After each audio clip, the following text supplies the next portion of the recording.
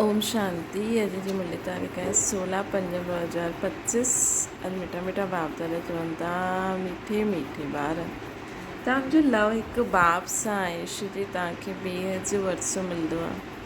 तव्हां प्यार सां चईंदा आहियो मुंहिंजो बाबा। प्रश्न आहे कंहिं बि देहदारी मनुष्यनि जे बोल जी भेट बाप सां न कबी आहे छो? उत्तर आहे श्री बाप जो हिकु हिकु बोल महावाक्य आहे। जे महावाक्यनि खे ॿुधण वारा महान अर्थात पुरुषोत्तम थी वेंदा है न। बाप जो हिकु हिकु बोल महावाक्य आहे। जे महावाक्य खे ॿुधण वारा महान अर्थात पुरुषोत्तम थी वेंदा आहिनि। बाप जे महावाक्य गुलगुल अर्थात फूल ठाहे ॾींदा आहिनि। मनुष्य जा बोल महावाक्य न आहिनि, उन्हनि सां त ॿियो ई हेठि किरंदा आया आहिनि। गीता बदिली वञे दुनिया। ओम शांति। गीत जी पहिरीं लाइन में कुझु अर्थ आहे, बाक़ी सॼो गीत त कम जो न आहे। जीअं गीता में भॻवान वाच्य मनमना भव मत्याजी भव इहे अक्षर ठीकु आहिनि, इनखे चइबो आहे अटे में नमक। हाणे भॻवानु कंहिंखे चइबो आहे इहे त ॿार सुठी रीति ॼाणे विया आहिनि। भॻवानु शिव बाबा खे चइबो आहे। शिव बाबा अची करे शिवालय रचंदा आहिनि। ईंदा किथे आहिनि? हिन वैशालय में ईंदा आहिनि। शिव बाबा अची करे शिवालय रचंदा आहिनि। हिन वैशालय अची करे रचंदा आहिनि। हाणे संकल्पनि सां शिवालय रचनि था। ख़ुदि अची करे चईंदा आहिनि हे मिठे मिठे लाडले सिकीलदे ॿार, रूहानी ॿारनि, ॿुधंदी त आत्मा आहे न। ॼाणंदा आहियो असां आत्मायूं अविनाशी आहियूं, इहा देह विनाशी आहे। असां आत्मायूं हाणे पंहिंजे परमपिता परमात्मा जा महावाक्य ॿुधूं था। महावाक्य हिकु परमपिता परमात्मा जा ई आहिनि जो महान पुरुष पुरुषोत्तम ठाहींदा आहिनि। बाक़ी जो बि महावाक्य गुरु आदि महात्मा ऐं गुरु आदि आहिनि, उन्हनि जा कोई महावाक्य न आहिनि। शिवोहम जो चईंदा आहिनि उहो बि सही वाक्य न आहे। हाणे तव्हां ॿारनि महावाक्य ॿुधी करे गुलगुल ठहींदा आहियो। कांटनि खां कांटे ऐं फूल में केतिरो फ़र्क़ु थी वेंदो आहे न। हाणे तव्हां ॿार ॼाणंदा आहियो असांखे कोई मनुष्य न ॿुधाईंदो आहे। हिन ते शिव बाबा, इन्हनि में शिव बाबा विराजमान आहिनि। उहे बि आत्मा ई आहिनि न, परंतु उन्हनि खे चइबो आहे परमात्मा। हाणे पतित आत्मायूं चवंदियूं आहिनि हे परमात्मा अचो, अची करे असांखे पावन ठाहियो। हे परमात्मा अचो, अची करे असांखे पावन ठाहियो। हाणे पतित आत्मायूं चवंदियूं आहिनि हे परमात्मा अचो, अची करे असांखे पावन ठाहियो। उहो आहे ई परमपिता परम ठाहिण वारो। तव्हां पुरुषोत्तम अर्थात सभु पुरुषनि में उत्तम पुरुष ठाहींदा आहियो। इहा आहे देवता आहिनि। परमपिता अक्षर ॾाढो मिठो आहे। उहो परमपिता असांखे परम ठाहिण वारो, ऊचो ठाहिण वारो, ज्ञान गुण शक्तियुनि सां श्रृंगारे करे पवित्र ठाहे करे असांखे ॾाढो ऊचो ठाहींदो आहे। तव्हां पुरुषोत्तम अर्थात सभु पुरुषनि में उत्तम पुरुष ठाहींदा आहियो। उहे देवतायूं आहिनि। परमपिता अक्षर ॾाढो मिठो आहे। सर्वव्यापी चई ॾींदा आहिनि त मिठोपन ईंदो न आहे। तव्हां में बि ॾाढा थोरा आहिनि जो प्यार सां अंदरि यादि कंदा आहिनि। उहे स्त्री पुरुष त हिक ॿिए खे स्थूल में यादि कंदा आहिनि। इहा आहे आत्माउनि खे परमात्मा खे यादि करणु। ॾाढो प्यार सां असांखे बाबा खे यादि करिणो आहे। भक्ति मार्ग में एतिरो प्यार सां पूजा न करे सघंदा आहिनि। उहो लव न रहंदो आहे। ॼाणंदा ई न आहिनि त लव कीअं रहे। हाणे तव्हां ॿारनि खे ॾाढो लव आहे न। आत्मा चईंदी आहे मुंहिंजो बाबा। आत्मा जो सभु भाव आहिनि। हर हिकु भाउ चईंदा आहिनि बाबा असां बाबा असांखे पंहिंजो परिचय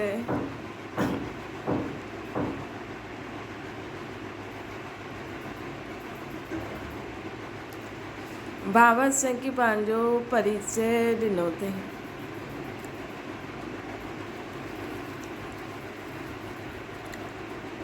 परंतु उहो लव न चईंदासीं। हर हिकु भाउ चईंदो बाबा असांखे पंहिंजो परिचय ॾिनो अथई, परंतु उहो लव न चईंदासीं। जंहिंसां कुझु मिलणो आहे उन में लव रहंदो है न। बाबा जो परिचय मिलियो, ठीकु आहे, लेकिन बाबा सां असांखे छा मिलंदो त उहो लव रहंदो।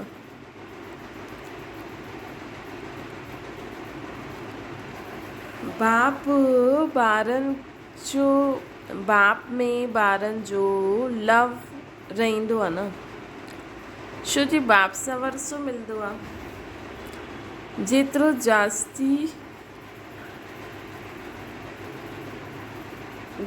जास्ती वरसो ओतिरो ॿारनि खे जास्ती लव रहंदो आहे बाप सां। अगरि बाप वटि कुझु बि प्रॉपर्टी न आहे, ॾाॾे वटि आहे, त बाप में एतिरो लव न रहंदो, पोइ ॾाॾे में हली वेंदो। अगरि बाप वटि प्रॉपर्टी न आहे त बाप वटि न पहुचंदो, ॾाॾे वटि पहुची वेंदो। सम्झदा इन्हनि सां असांखे पैसा मिलंदा आहिनि। हाणे त बेहद जो बाप आहे, तव्हां ॿार ॼाणंदा आहियो असांखे बाबा पढ़ाईंदा आहिनि। इहा त ॾाढी ख़ुशी जी ॻाल्हि आहे न। भॻवानु असांजो बाप जे रचता बाप खे कोई बि ॼाणंदा न आहिनि। न ॼाणण जे कारण पोइ पंहिंजे खे बाप चई ॾींदा आहिनि, शिवोम चईंदा आहिनि न। जीअं ॿारनि सां पुछो तव्हांजो बाप केरु आहे, आख़िरी चई ॾींदा आहिनि असां। हाणे तव्हां ॿार ॼाणंदा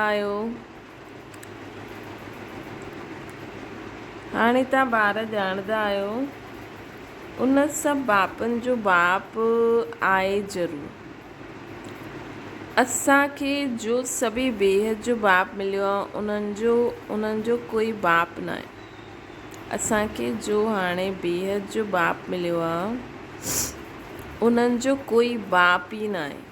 हिन असांजे बाप खां वॾो कोई आहे ई न।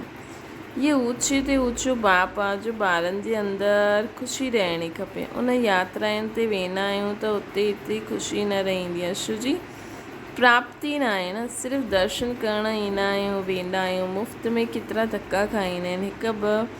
हिकु त हीअ टिपड़ी घिसी, ॿियो पैसनि जी टिपड़ी घिसी। पैसा ॾाढा ख़र्च कंदा आहिनि, प्राप्ति कुझु न। भक्ति मार्ग में अगरि आमदनी हूंदी त भारतवासी ॾाढा साहूकार थी वञनि। इहे मंदिर आदि ठाहिण में करोड़ों रुपए ख़र्च कंदा आहिनि, है न। भक्ति मार्ग में अगरि आमदनी हूंदी आहे त भारतवासी ॾाढा साहूकार थी वेंदा आहिनि। इहे मंदिर आदि ठाहिण में करोड़ों रुपए ख़र्च कंदा आहिनि। तव्हांजो सोमनाथ जो मंदिर हिकु न हुयो, सभु राजाउनि वटि मंदिर हुया।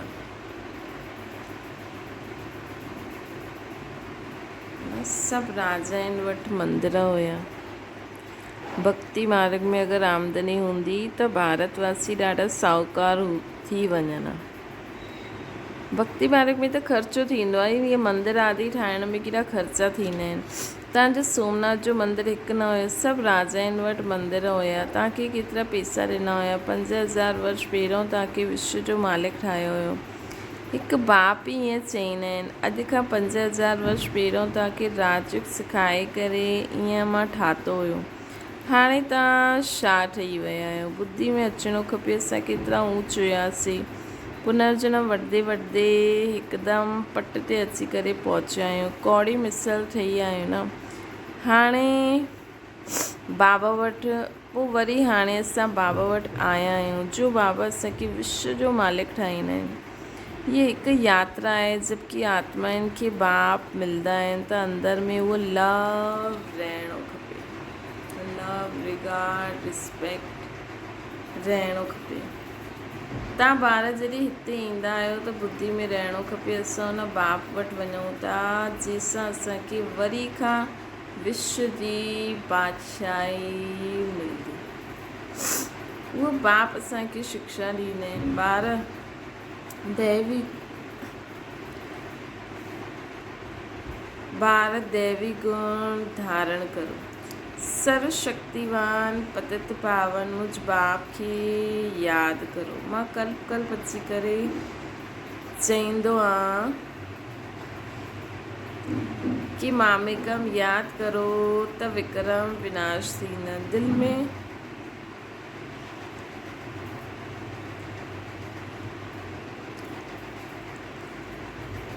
दिल में ये अचणो खपे असां बेहद जे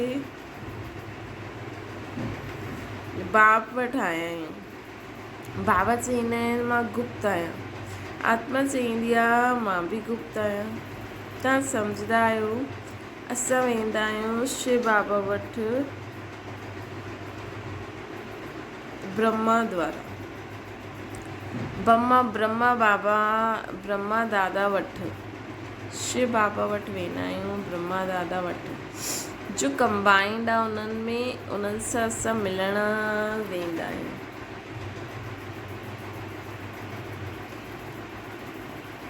जो कंबाइंड आहे असां उन्हनि सां मिलण वेंदा आहियूं, जंहिंसां असां विश्व जा मालिक ठहींदा आहियूं। अंदरि में केतिरी बेहद जी ख़ुशी हुजणी खपे। जॾहिं मधुबन में अचण लाइ पंहिंजे घर सां निकिरंदा आहियूं त अंदरि में गदगद थियणी खपे।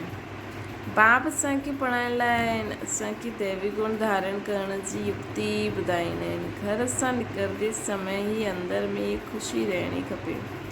जे कन्या पति सां गॾु मिलंदी आहे त जेवर आदि पाईंदी आहे त मुखड़ो खिली वेंदो। उहो मुखड़ो खिलंदो आहे दुख पाइण लाइ, डिग्री कम थियण लाइ।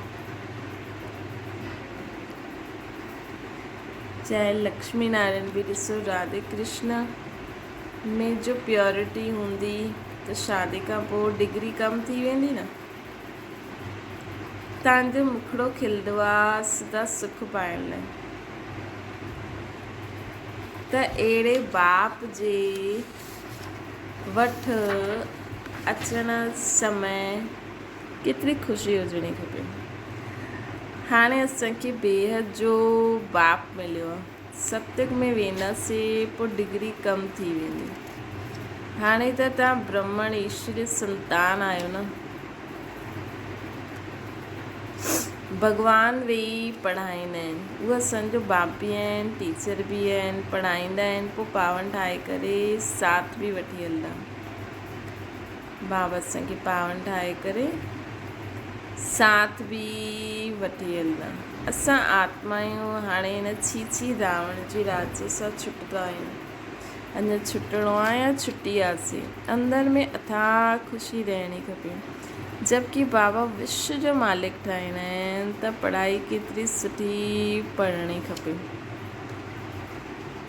स्टूडेंट सुठी रीति पढ़ंदा आहिनि त सुठे मार्क्स सां पास थींदा आहिनि। स्टूडेंट सुठी रीति पढ़ंदा आहिनि त सुठी मार्क्स सां पास थींदा आहिनि। ॿार चईंदा आहिनि बाबा असां त श्री नारायण ठहींदासीं। इहा आहे ही सत्यनारायण जी कथा, अर्थात नर सां नारायण ठहिण जी कथा। वो कूड़ी कथाऊं जन्म जन्मांतर सुनंदा आया आहियूं। हाणे बाप सां हिकु ई बार तव्हांखे सची सची कथा ॿुधंदा आहियो। उहो पोइ भक्ति मार्ग में हलंदो आहे। जीअं शिव बाबा जनम वरितईं उनजी पोइ वर्ष वर्ष जयंती मल्हाईंदा आया आहिनि। उहो कॾहिं आयो, छा कयो, कुझु बि न ॼाणंदा आहिनि।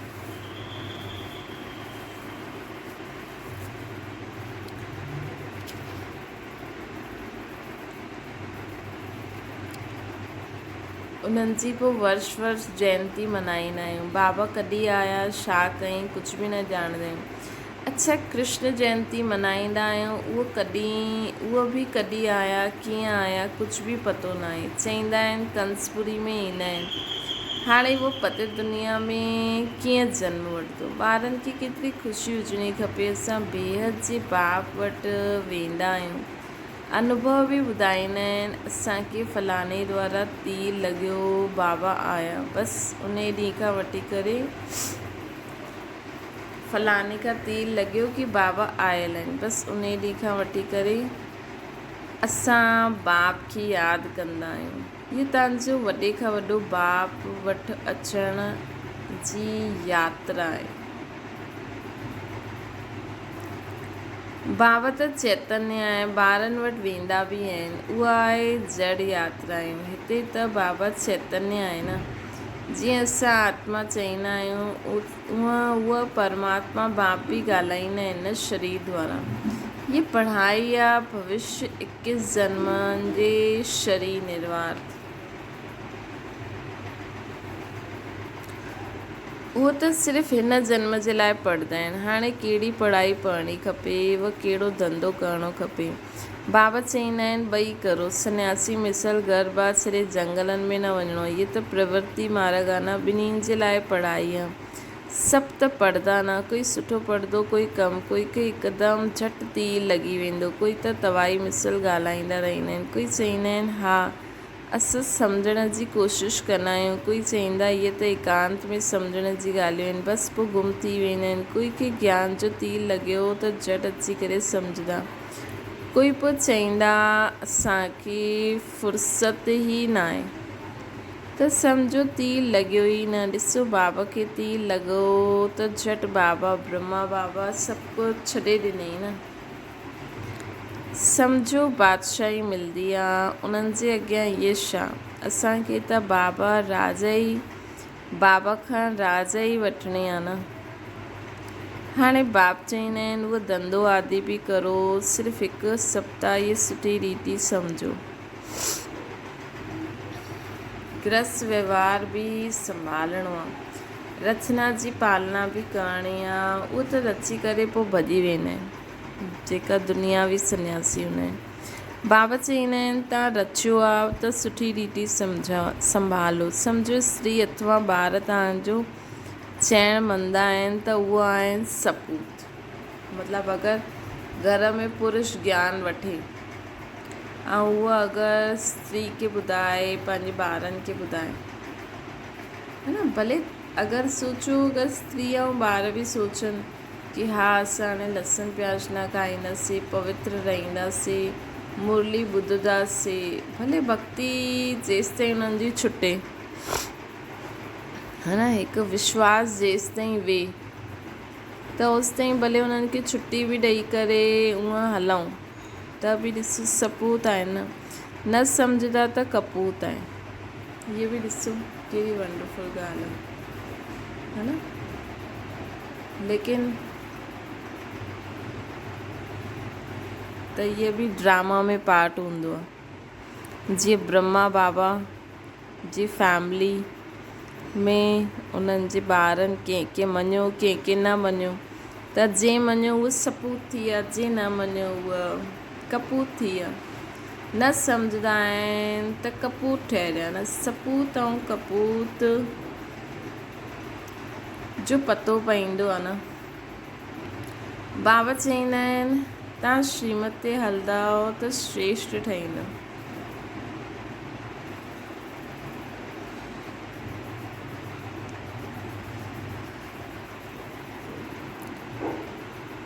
न त वरसो मिली न सघे। पवित्र ठही सपूत ॿार ठही नाम बालो करिणो आहे। तीर लॻी वियो पोइ चईंदासीं बसि हाणे त असां सची कमाई कंदासीं। बाबा आया आहिनि शिवालय में वठी हलण लाइ। ॾिसो शिव बाबा जी दुनिया में शिव बाबा ई न हूंदा, लेकिन शिव बाबा जहिड़ियूं आत्मायूं हूंदियूं। मतिलबु शिव बाबा न हूंदा, लेकिन शिव बाबा पाण जहिड़ो ठाहे करे उन दुनिया खे संभालण लाइ मोकिलंदा न, ताकी हुते कोई बि इम्प्योरिटी अची न सघे। त शिवालय में वञण लाइ पोइ लाइक़ु बि ठहिणो आहे, महिनत आहे न। चओ हाणे शिव बाबा खे यादि करो, मौत साम्हूं बीठो आहे, कल्याण त उन्हनि खे बि करिणो आहे न, है न। कल्याण त उन्हनि जो बि करिणो आहे, महिनत आहे। बाबा असांखे चवनि था हाणे सची कमाई करणी आहे। तीर लॻियो,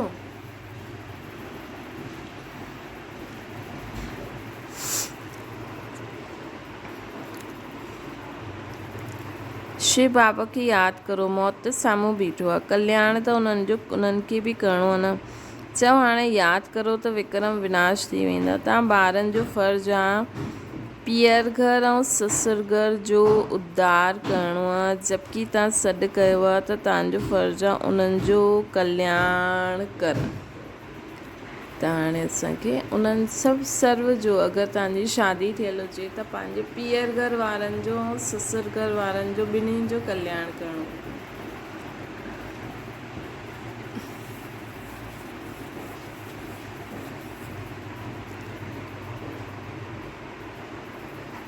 बाबा चवंदा आहिनि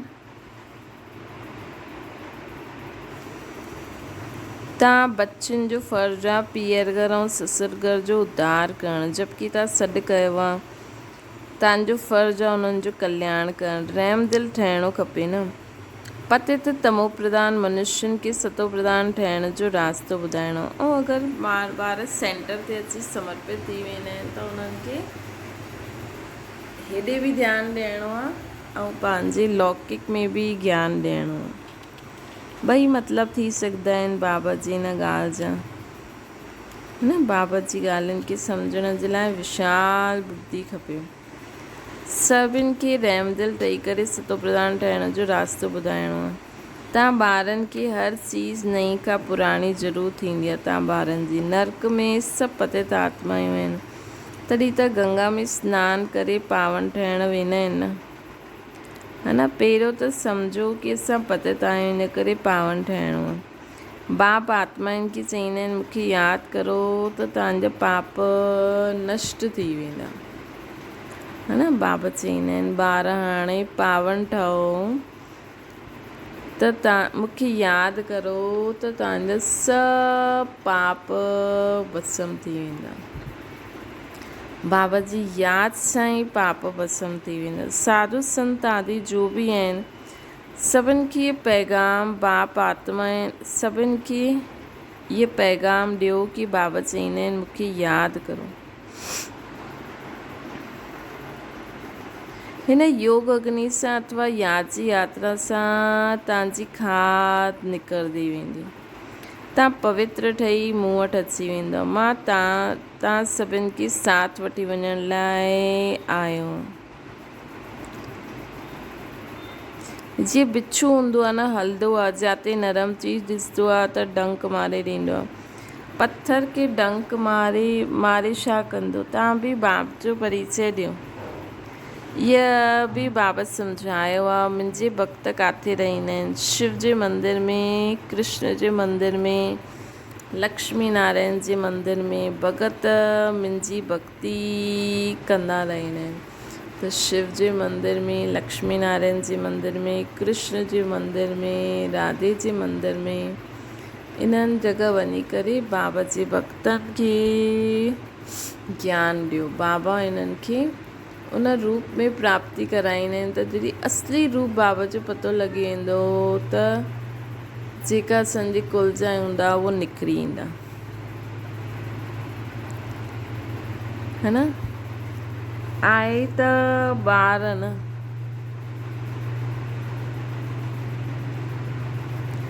आहिनि त ॿार। मुंहिंजे मूंखां राज्य वरितो हुयो, हाणे पूज्य खां पुजारी ठही आहिनि।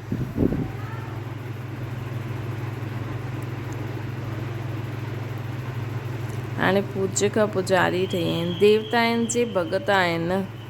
नंबर 1 आहे शिव जी अव्यभिचारी भक्ति।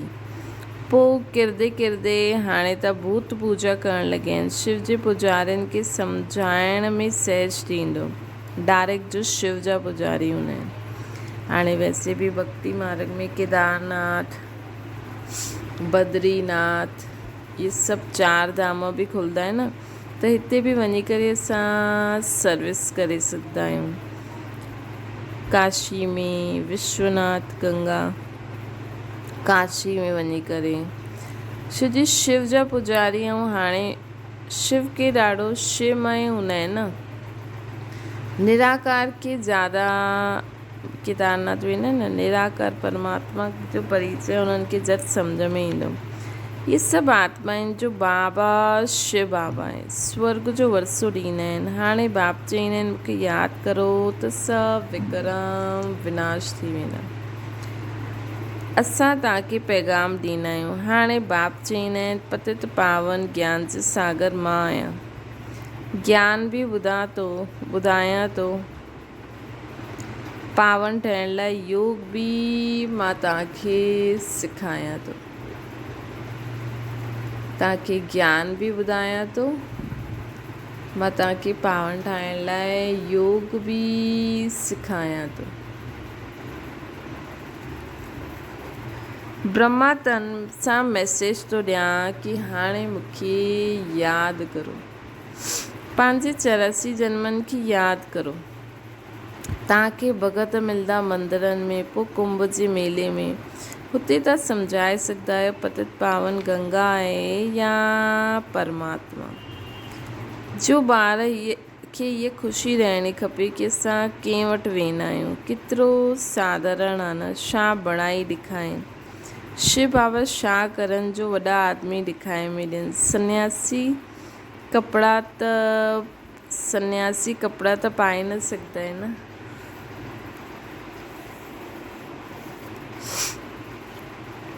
बाबा चईंदा आहिनि मां त साधारण तन वठंदो आहियां। तव्हां ही राय ॾियो मां छा करां। हिन रथ खे छा श्रृंगारां। उहो हुसैन जे घोड़ा कढंदा आहिनि, उन्हनि खे श्रृंगारंदा आहिनि। हिते शिव बाबा जो रथ पोइ बैल ठाहे छॾियो अथनि। बैल जे मस्तक ते गोल गोल शिव बाबा जो चित्र ॾेखारींदा आहिनि। हाणे शिव बाबा बैल ते किथां ईंदो भला। मंदिर में बैल छो रखियो आहे। शंकर जी सवारी चईंदा आहिनि। सूक्ष्म वतन में शंकर जी सवारी थींदी आहे छा। ये सभु भक्ति मार्ग जो ड्रामा में नूंद आहे। ये सभु भक्ति मार्ग आहे जो ड्रामा में नूंद आहे। भक्ति मार्ग जी कथायूं बि ॿुधो ऐं ज्ञान मार्ग सां उनखे सम्झो त किथे किथे कुझु अर्थ लॻंदो आहे कि हा ब्रह्मण जीवन में ईअं थींदो आहे त उनजो इहो अर्थ वेही कथायूं ठाहे अथई। अच्छा मीठी मीठी सिकी लॾे ॿारनि प्रति माता पिता बाप दादा जो यादि प्यार ऐं गुड मॉर्निंग। रूहानी बाप जी असां सभिनि रूहानियुनि ॿारनि खे नमस्ते। असांजी बि रूहानी माता पिता बाप दादा खे यादि प्यार गुड मॉर्निंग ऐं नमस्ते। धारणा जे लाइ मुख्य सार पंहिंजी पाण सां प्रतिज्ञा करणी आहे कि हाणे असां सची कमाई कंदासीं। स्वयं खे शिवालय में हलण जे लाइक़ु ठाहींदासीं। शिव बाबा जी स्थापना की हुई दुनिया में।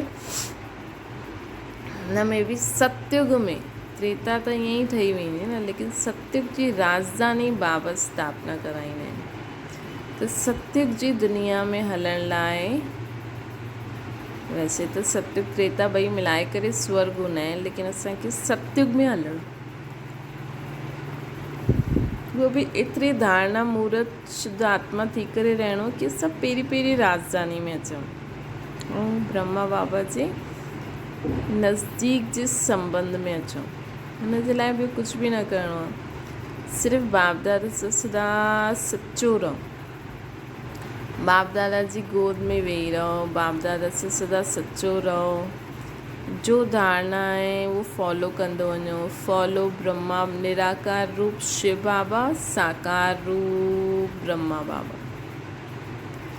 त तव्हां पहिरीं राजधानी में बाबा जे नज़दीक संबंध में अची वेंदा। स्वयं खे शिवालय में हलण जे लाइक़ु ठाहींदव। सपूत ॿार ठही करे श्रीमत ते हली करे बाप जो नाम बालो करो। बाप जो नाम बालो करो।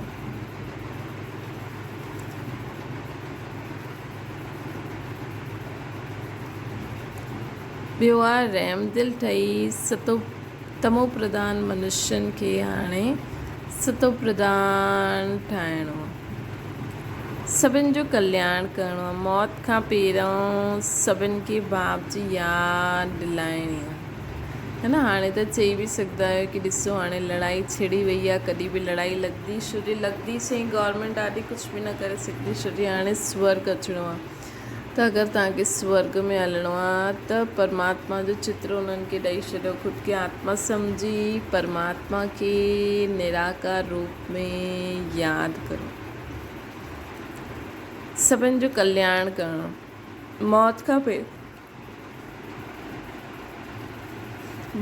पहिरियों सभिनि खे बाप जी यादि दिलाइणी आहे। वरदान आहे, हर मनुष्य आत्मा खे पंहिंजी टिनी कालनि जो दर्शन कराइण वारा दिव्य दर्पण ठहो। बाप तव्हां ॿार हाणे अहिड़ो दिव्य दर्पण ठहो जंहिं तव्हां ॿार, बाबा चवनि था तव्हां ॿार हाणे अहिड़ो दिव्य दर्पण ठहो जो दर्पण द्वारा हर मनुष्य आत्मा पंहिंजी टिनी कालनि जो दर्शन करे सघे। अहिड़ो दर्पण ठहो जो आत्मायूं मनुष्य आत्मा पंहिंजे टिनी कालनि जो दर्शन करे सघे।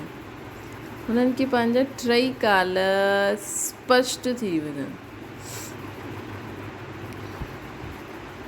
कि असां छा हुयासीं, उन्हनि खे स्पष्ट ॾेखारे में ॾे कि असां छा हुयासीं, हाणे असां छा ठहिया आहियूं, असां छा हुयासीं, हाणे असां छा ठही विया आहियूं, ऐं वरी असांखे भविष्य में छा ठहिणो।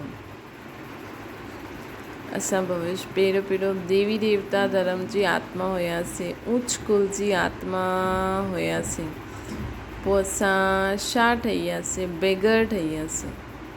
हाणे बाबा असांखे वरी खां ज्ञान योग जी शिक्षा ॾेई करे वरी खां एॾो ऊच पद प्राप्त कराइनि था, अञा कराइनि था या कराए थी वियो, मिली वियो पद। अञा ॿियो पुरुषार्थ करिणो आहे, अञा ॿियो कुझु खपे या जो पाइणो हुयो उहो पाए वरितो,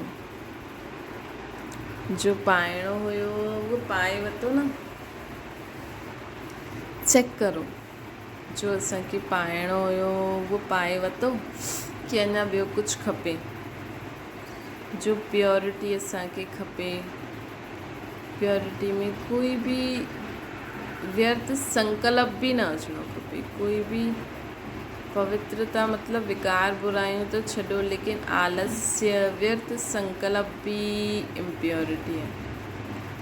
तो चेक करो असांखे जो खपंदो हुयो वो मिली वियो या अञा ॿियो बि कुझु खपे। जॾहिं ठाहींदव अर्थात अनुभव कंदव ॾिसंदा कि इन्हनि कि अनेक जन्मनि जी प्यास, वो अनेक जन्मनि जी आशायूं मुक्ति में वञण जी, वो स्वर्ग में वञण जी हाणे पूर्ण थियण वारियूं आहिनि।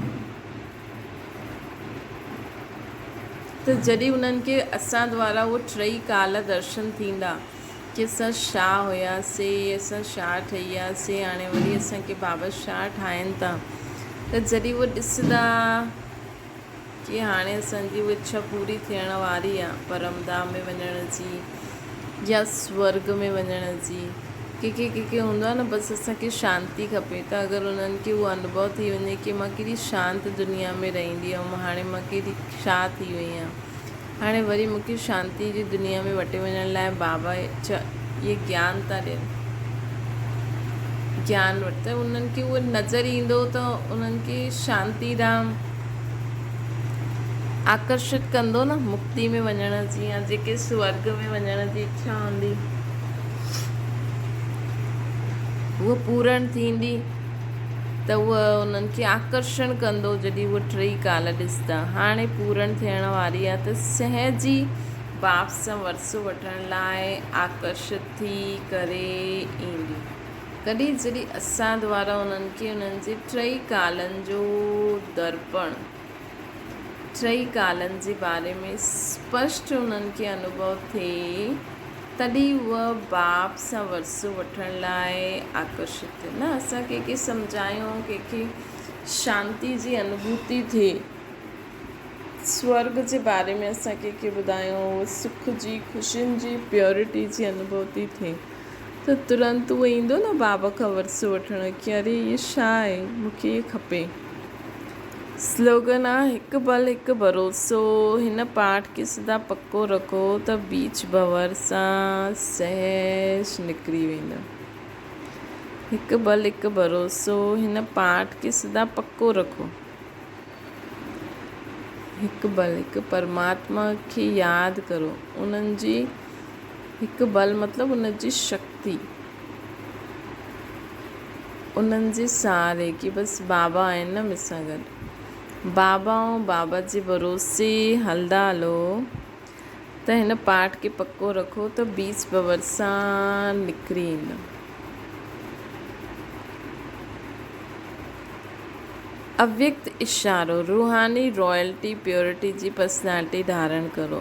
वारिस क्वालिटी प्रत्यक्ष तॾहिं थींदी जॾहिं तव्हां पंहिंजे प्योरिटी जी रॉयल्टी में रहंदा। काथे बि हद जी आकर्षण में अख न डूबे। वारिस अर्थात अधिकारी, त जो हिते सदा अधिकारी स्टेज ते रहंदा आहिनि, कॾहिं बि माया जे अधीन न थींदा आहिनि, अधिकारी पंहिंजे शुभ नशे में रहंदा आहिनि, अहिड़ा अधिकारी स्टेज वारा ई हुते बि अधिकारी ठहींदा। हाणे अगरि असां कॾहिं बि माया जे अधीन न थींदासीं, अधिकारपन जे शुभ नशे में रहंदासीं कि मां बाबा जो ॿारु आहियां, मां आत्मा परमात्मा जो ॿारु आहियां, मम्मा बाबा जा ॿार आहियूं, है न, त असांजो त हक़ आहे ॾाॾे जी मिल्कियत ते, है न, असांजो त हक़ आहे ॾाॾे जी मिल्कियत ते। त हिन नशे में रहो कि असां ख़ुशि न रहंदासीं त केरु रहंदो, असां पवित्र न रहंदासीं त केरु रहंदो, असां शुद्ध खान पान न खाईंदासीं त केरु खाईंदो, है न, असां मर्यादाउनि में न रहंदासीं त केरु रहंदो। असां कंप्लीट अपवित्रता खां मुक्त, व्यर्थ संकल्प, आलस्य, अलबेलापन खां बि मुक्त न रहंदासीं त ॿियो केरु रहंदो, है न, असां न रहंदासीं त केरु रहंदो, असांखे ई रहिणो आहे न, एतिरो अधिकारीपन हुजिणो खपे। त अहिड़े अधिकारी स्टेज वारनि खे पोइ सत्युग में बि फुल अधिकार मिलंदो। हाणे सदा सोचो कि मां पवित्र न रहंदमि, मां वैष्णवी आत्मा न रहंदमि त ॿियो केरु रहंदो, है न, ॿियो केरु रहंदो। त हीअं पंहिंजो अधिकार बाप ते, बाप जी प्रॉपर्टी ते, शिव बाप ऐं शिव बाबा जी प्रॉपर्टी ते, हाणे जेतिरो अधिकार हूंदो, असां निराकार रूप में बाबा सां मिलण न वेंदासीं त केरु वेंदो, असां बाबा सां गॾु विश्व सेवा न कंदासीं त केरु कंदो, असां हर गुण, हर शक्ति, हर ज्ञान जे अनुभवी मूर्त न ठहींदासीं त ॿियो केरु ठहींदो, असांखे ई ठहिणो आहे न, है न, असांखे ई ठहिणो आहे, असां ई ठहियासीं, असांखे ई ठहिणो आहे, ऐं हर कल्प असां ई ठहींदासीं,